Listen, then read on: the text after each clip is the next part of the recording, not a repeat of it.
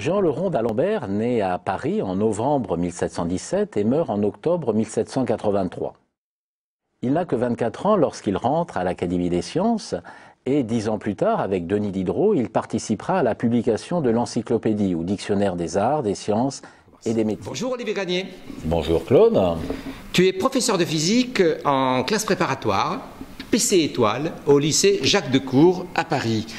Tu participes à la CLIS 2017, la semaine de la classe inversée. En quoi cela consiste-t-il pour toi? Pour moi, ça consiste à ouvrir ma salle, à ouvrir ma classe, un mardi matin de 8h à 10h. Eh bien, des collègues, des professeurs du lycée, puis des professeurs de l'extérieur, sont venus me voir et assister à mon cours pour voir comment je fonctionnais en classe inversée. C'est difficile d'ouvrir sa classe à des collègues? Pas du tout. Pas du tout, non, j'ai déjà un peu l'habitude de faire cours devant des gens a priori qui sont derrière moi, donc pas de souci. Au contraire, j'ai trouvé ça très amusant. Bon alors, la classe inversée, comment tu la pratiques? Eh bien, je la pratique avec des vidéos que je réalise avec des collègues de l'École normale de Lyon et Uniciel, une université thématique. Donc ces vidéos, c'est des petites vidéos courtes d'une dizaine de minutes qui permettent de présenter un sujet d'un point de vue historique, d'un point de vue expérimental, d'un point de vue théorique. Et ça me sert de support pour fabriquer ma classe inversée. Alors, dans ces vidéos, si je comprends bien, tu dis de l'histoire. Est-ce qu'il y a des manips aussi? Voilà, il y a donc une partie historique où j'explique par exemple qui était d'Alembert, qui était Newton. Ouais, un peu d'épistémologie des sciences, voilà, si je comprends parce que bien, c'est très utile pour les élèves, parce que parfois ils ne savent pas du tout d'Alembert dans quel siècle c'était. Et après, il y a une partie expérimentale qui dure à peu près 2 minutes. Et c'est des expériences qui ne sont pas toujours très faciles à réaliser au lycée. Il n'y a pas toujours le matériel. Donc c'est bien d'illustrer un cours avec ce type d'expérience. Il y a des expériences, mais il y a du cours, je suppose aussi. Et à la fin, effectivement, enfin en troisième partie, il y a à peu près pendant 6 à 10 minutes de cours. Mais c'est un cours qui n'est pas un cours magistral. Il y a une petite mise en scène, on voit ma main qui écrit. Enfin, donc il y a un petit côté ludique qui passe assez bien, je crois, et qui plaît aux étudiants. Alors ces vidéos, ça sert à quoi? Eh bien, ça sert à construire justement cette classe inversée. Donc je demande aux élèves le dimanche de suivre un plan de travail qu'ils trouvent sur Internet. J'ai créé des MOOC, et donc les élèves vont, sur une adresse Internet, récupérer ce plan de travail et ils regardent la vidéo. Donc le dimanche, dans leur chambre, dans leur salon, le matin, le soir, quand ils veulent. Donc ils commencent par regarder la vidéo, donc ils apprennent un peu d'histoire, ils sont motivés par l'expérience, et après ils écoutent le cours. Et ils doivent l'écrire sur leur cahier, comme s'ils étaient en classe avec moi, leur professeur, devant eux. Donc ils écrivent sur leur cahier, ils font les figures, ils font les calculs. Si ça va trop vite, ils appuient sur pause, ils reviennent en arrière, ils recommencent. Voilà. Donc ils ont un cours, on va dire, en temps réel pour eux. La bonne vitesse, celui qui est bon, il ira plus vite. Celui qui peine un peu, il ira moins vite, mais il prendra le temps de comprendre vraiment ce qu'il note. Il y a des exercices dans cette... Alors une fois que le cours a été écrit par l'élève, eh bien effectivement, je demande à l'élève d'abord de répondre à un questionnaire. Ah, il y a un questionnaire. Voilà, un questionnaire qui reprend un peu la problématique de la vidéo, histoire de voir que l'élève a bien compris à la fois l'aspect historique, l'aspect expérimental, l'aspect théorique. Et puis après, je demande à l'étudiant de faire 1 ou 2 exercices. Alors le premier, c'est un exercice d'application du cours, et puis le deuxième, un petit peu plus compliqué. Voilà. En gros, c'est une séance donc, de classe inversée qui demande à l'étudiant à peu près 2 heures de travail. Alors, bon, quel intérêt pédagogique y a-t-il à leur donner une vidéo à voir avec des exercices à faire, faire une synthèse le dimanche chez eux? Qu'est-ce que toi, tu vois comme intérêt pédagogique? L'intérêt, pour moi, c'est de permettre à l'élève de s'approprier parfaitement le cours. Pour moi, l'étudiant devient moteur de sa formation, en quelque sorte. Il n'est pas là à se dire « Oh, je vais encore écouter un cours, je vais être au fond de la salle, je ne vais rien comprendre, le professeur va aller trop vite. » Non. L'étudiant est motivé, je l'espère, du moins par l'expérience, et puis après également par la possibilité de se dire à un moment où ça va trop vite, je mets sur pause, je reviens en arrière. Voilà, je suis fatigué, j'arrête. Voilà. Donc l'élève peut vraiment s'approprier la manière de suivre un cours. Comment tu construis une séance de travail avec ces élèves qui ont vu la vidéo, donc dès qu'ils sont de retour en classe le mardi? Alors, ce que j'essaye, c'est en fait de refaire le cours de manière un peu déguisée, de manière un peu sous forme de conférence. C'est ce que j'ai essayé de faire aujourd'hui. J'ai fait venir au tableau 2, 3 demi. Donc des élèves qui venaient vraiment découvrir. Tout à fait. Et ils devaient au tableau préparer un peu comme des transparents, faire une mini-synthèse du cours qu'ils avaient suivi le dimanche. Et ils étaient encadrés par des 5 demi. Voilà. Mais je n'ai pas demandé après aux 3 demi de refaire le cours, si tu as bien remarqué. Oui. Ils ont essayé d'en sortir l'essentiel. Voilà. Vraiment comme un conférencier qui ne rentre pas dans le détail, mais qui doit faire comprendre à l'auditoire l'essentiel. La masse va être carrément négligeable, tu vois, la pesanteur va être c'est juste négligeable comparé à d'autres actions. Enfin, si on pourrait vraiment une dimension. Non, mais tu précises juste que DX est négligeable devant elle. Voilà, c'est juste ça. Et j'ai essayé après de faire travailler des élèves en îlot. Mais je le fais pas uniquement dans la classe inversée, je le fais également durant l'année en travaux dirigés. Et ça, d'ailleurs, les élèves me le réclament. C'est eux qui ont été très demandeurs, de travailler à 2 ou 3 en équipe. Donc là, je les ai fait travailler sur un exercice qu'ils n'avaient pas étudié le dimanche. Mais un exercice assez proche du cours. Donc les élèves ont discuté entre eux par groupe de 3 ou 4. Et tu as vu que certains élèves, d'ailleurs, aider les autres, les 3 demi, les 5 demi ou les meilleurs 3 demi, essayer. Donc tu vois, quand on dit qu'en classe prépa, finalement, il y a une compétition acerbée entre les étudiants, ben c'est pas vrai. Et donc, le fait de travailler ensemble, mais ça motive, je crois, même les moins bons élèves. Encore un intérêt de la classe inversée. Ce que je dirais qu'expliquer, ça nous permet aussi de prendre un certain recul par rapport à ce qu'on a compris et de confronter justement nos explications aux questions du 3,5. Et aussi d'essayer de leur expliquer de manière simple comme nous on l'a compris et de peut-être avoir une approche plus d'étudiant que de professeur. Voilà, parce que vous savez beaucoup plus de choses que nous en tant que professeurs et c'est vrai qu'il y a des choses effectivement qui ne sont pas forcément acquises et il faut qu'elles soient acquises et justement nous en tant qu'élèves c'est plus facile de dire à un autre élève attention là il faut que tu fasses une analyse dimensionnelle si tu ne sais pas retrouver une certaine relation.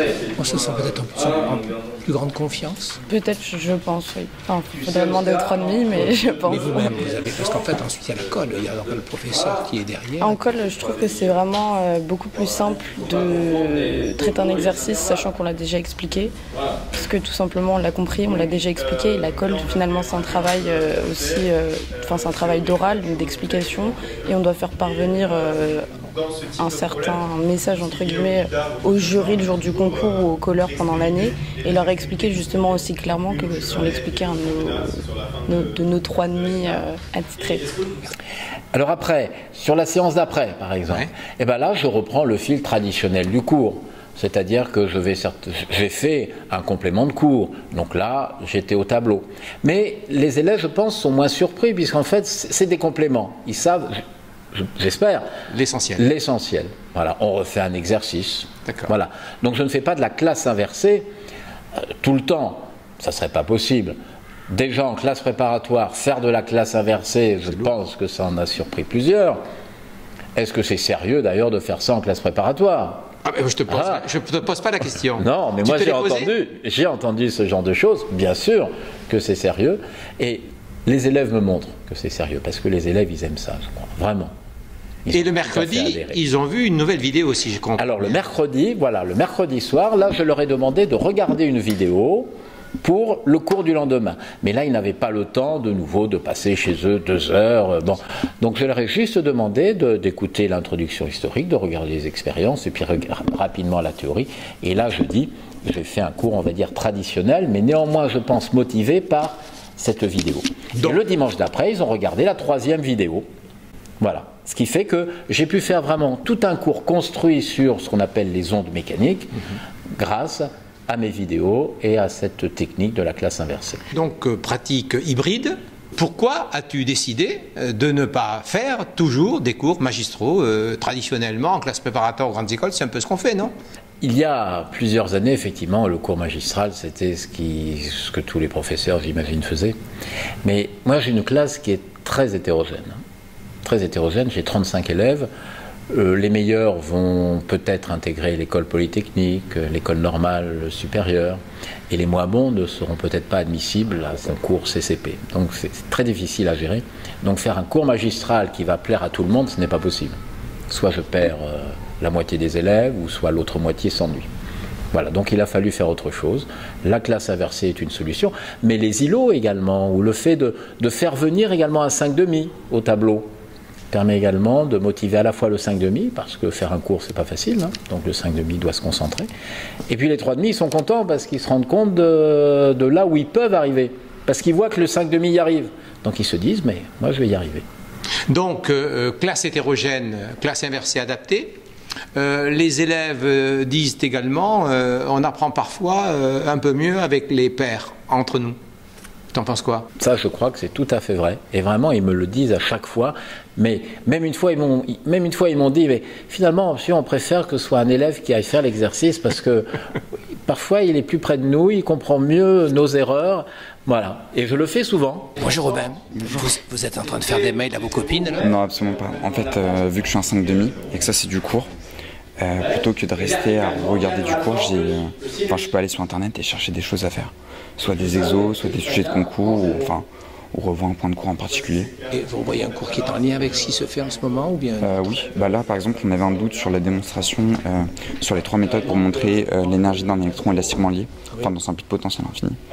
Et donc là j'étais en train de chercher les différentes méthodes. Un parallélisme entre ce qui se fait aujourd'hui voilà, avec l'accord de Mende, voilà. Un électron dans un pic potentiel. D'ailleurs c'est une des méthodes pour le démontrer, on peut le démontrer par analogie avec l'accord de Mende. L'autre c'est avec l'équation de Schrödinger, et la dernière c'est en faisant un PFD, donc avec la quantité de mouvement et les relations de De Broglie, on avait un doute. Bon, ça fait longtemps que tu as débuté cette pédagogie de la classe inversée? Alors, cette pédagogie de la classe inversée, moi j'y pense depuis plusieurs années, mais il me fallait des vidéos. Donc ces vidéos que je réalise avec l'École normale de Lyon et la Uniciel, il y en a 12 pour le moment d'accessibles, bientôt 18. Donc il a fallu que j'attende qu'elles existent, ces vidéos. Donc c'est la 2e année que je fais la classe inversée. Mais l'année prochaine, je vais continuer et j'ai de plus en plus envie de diversifier un peu mes méthodes. Voilà, sans oublier néanmoins que je prépare mes élèves à des concours. Donc il faut rester dans le cadre contraint de ces concours. Évidemment. En résumé, les élèves sont satisfaits et le professeur aussi, quoi. Eh bien, les élèves, je pense qu'ils sont satisfaits, je l'espère, ils me le disent. Et le professeur, écoute, j'ai l'air d'être un professeur satisfait, non? J'ai l'impression. Revenons à ces vidéos. Professeur de physique, c'est quand même pas a priori quelqu'un qui fait des vidéos. Comment ça se passe? Comment tu as basculé dans la fabrication de vidéos spécialisées de physique? Il y a 4 ans, en fait, j'ai eu l'idée de ces vidéos et j'ai cherché des partenaires. Donc j'ai trouvé Uniciel, université en ligne qui permet de créer des ressources numériques sur Internet, et l'École normale de Lyon. Et donc à 3, on a monté ce projet. Donc moi je suis avec 2 autres professeurs de l'École normale de Lyon, en quelque sorte les acteurs, quoi, les écrivains, les rédacteurs. Et nous sommes filmés par des professionnels qui réalisent le montage. Voilà. Donc moi je reste dans mon domaine de compétences qui est enseigner et avoir une certaine pédagogie. Ces vidéos, il n'y a que des étudiants qui les regardent, que les vôtres? Non, c'est des vidéos qui font partie d'une collection La Physique Animée, et ces vidéos sont gratuites, disponibles partout sur le web, à la fois sur le site d'Uniciel, sur le site de l'École normale de Lyon, sur une chaîne YouTube. Donc elles sont en licence Creative Commons et donc accessibles par tout le monde, des étudiants, des professeurs de terminale qui veulent en savoir un petit peu plus, améliorer, augmenter leur culture générale, des retraités, pourquoi pas, c'est disponible gratuitement sur le net. Et également mise à disposition des agrégatifs. Voilà, tout à fait. Depuis cette année, les agrégatifs, le jour J, lorsqu'ils ont à préparer leurs leçons, peuvent très bien utiliser ces vidéos pour préparer leurs leçons durant les 4 heures de préparation qu'ils ont. Alors moi j'ai quand même une question assez précise. Il y a eu un déclic à un moment donné qui t'a amené à modifier, à faire en sorte que ta pédagogie évolue dans cette classe. Quel a été ce déclic? Alors moi je pense à une petite anecdote, c'était il y a peut-être 3-4 ans, où je me suis dit tout d'un coup, mais je parle, et très peu d'élèves me regardent. J'en suis à écrire sur le tableau de gauche et j'ai plein d'élèves qui en sont au tableau de droite. Alors là, je me suis dit, ça ne va plus. Il faut faire quelque chose.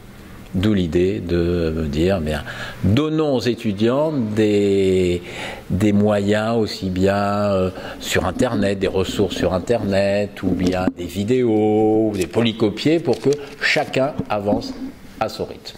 Donc le MOOC et la classe inversée. Voilà, le MOOC que je fais sur Internet, des travaux dirigés également sur ordinateur pour que chaque élève puisse aller à son rythme. Si un élève est capable de faire 4 exercices en 2 heures, eh bien il les fera. S'il ne peut en faire que 2, il les fera. Mais chacun à son rythme, pour que personne ne me dise après « mais je me suis embêté, monsieur, on ne va pas assez vite » ou au contraire, ça va trop vite. Merci beaucoup Olivier Granier. De rien. À bientôt, Claude.